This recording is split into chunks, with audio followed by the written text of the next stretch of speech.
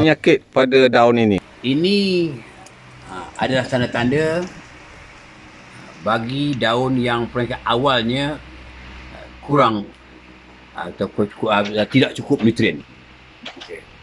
Bukan tak ada, kurang tidak cukup nutrien. Bila tidak cukup nutrien, tidak cukup air dan kurang pula penjagaan dari segi semburan serangga dan racun kulat, dan juga kurang kena cahaya matahari. Faktor itulah, beberapa faktor itu yang saya sebut tadilah, itu menggalakkan punya kesan pada daun seperti ini. Kerana apa? Kerana akhirnya kulat memain peranannya agar menyerang bahagian-bahagian yang mudah rebut.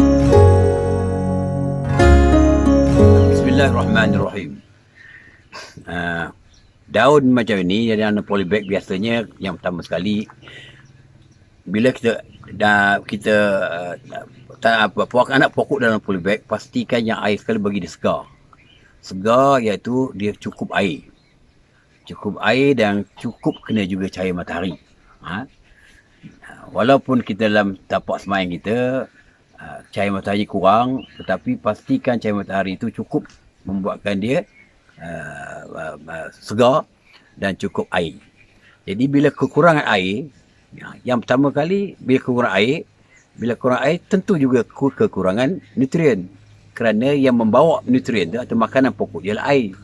Bila air cukup, di tampung itu kita sembuh dengan racun, sembuh dengan racun serangga dan racun kulat. Kalau yang cantik itu bersama dengan folia, dia nak jadi keadaan begitu agak kurang lah. Tapi kena ambil kira dengan tanah, jenis tanah di dalam polybag tu. Kadang-kadang tanah tu sudah ada kulat, utamanya kulat tanah, kulat putih tu, kulat akar putih, bukan istilah dia, kulat akar putih tu. Maksudnya dalam polybag tu kena sentiasa juga kena rawat dengan racun kulat dan juga racun serangga. Jadi kita yang pertama kali kita elok kena dulu. Elok itu kita bagi pokok tu segar.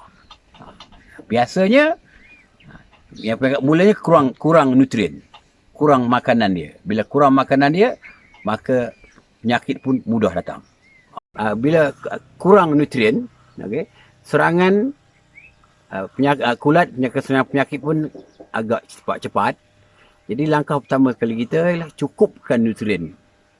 Cukupkan nutrien kepada anak pokok tu. Kemudian pastikan air pula tidak terlalu lebih. Saliran tanah dalam polybag pun tidak menakungkan air. Jadi kelembapan kawasan itu pun agak terkawal.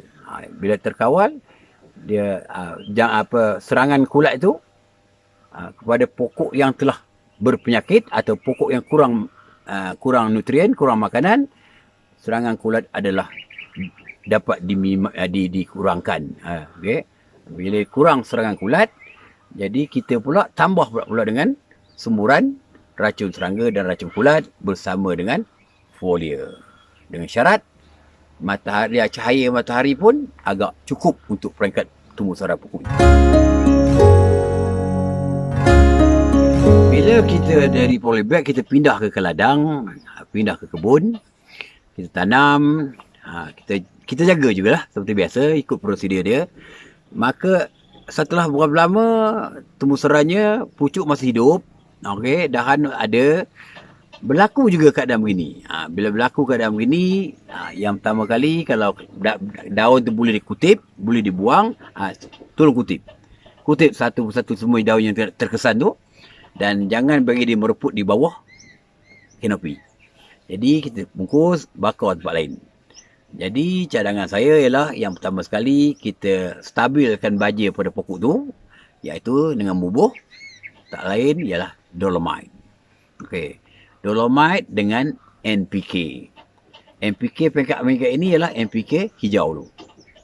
Pastikan sama NPK-nya dalam NPK, nitrogen, fosforus dan kalium tu nisbah sama, bersamalah dolomite yang mengandungi magnesium dan kalsium. Jadi setengah baja NPK dia ada trace elemen juga. Ada benda-benda lain. Okey. Elemen-elemen lain. Tak boleh pakai. Tapi kalau nak pakai NPK yang sebatiannya racun kimia, pastikan jangan berlebih-lebih banyak sangat. Ikutlah apa yang sepatutnya. Okey. Dan air mesti cukup siram. Kerana kita mengapa saya cadangkan pakai NPK sebatian? Kerana tidak balasnya cepat.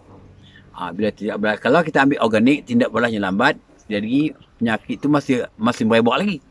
Jadi kita bagi cepat tumbuh sarang dia dengan bubur, dolomite, NPK NPK hijau, okey, yang sebatiannya, dan kita masa itu jugalah kita bubur, kita sembur dengan racun serangga.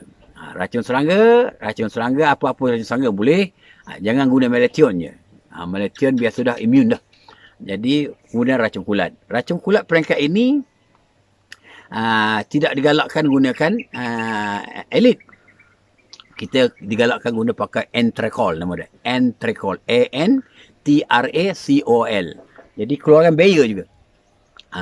Kerana dia lebih menumpukan kepada kulat-kulat yang jenis menyerang daun, dan juga kulat yang menyerang bahagian tanah. Iaitu contohnya kulat akar putih nama dia. Kulat yang menyerang akar. Maksudnya siram racun kulat ke pangkalnya, sembur pada batang, dahan, dan daun.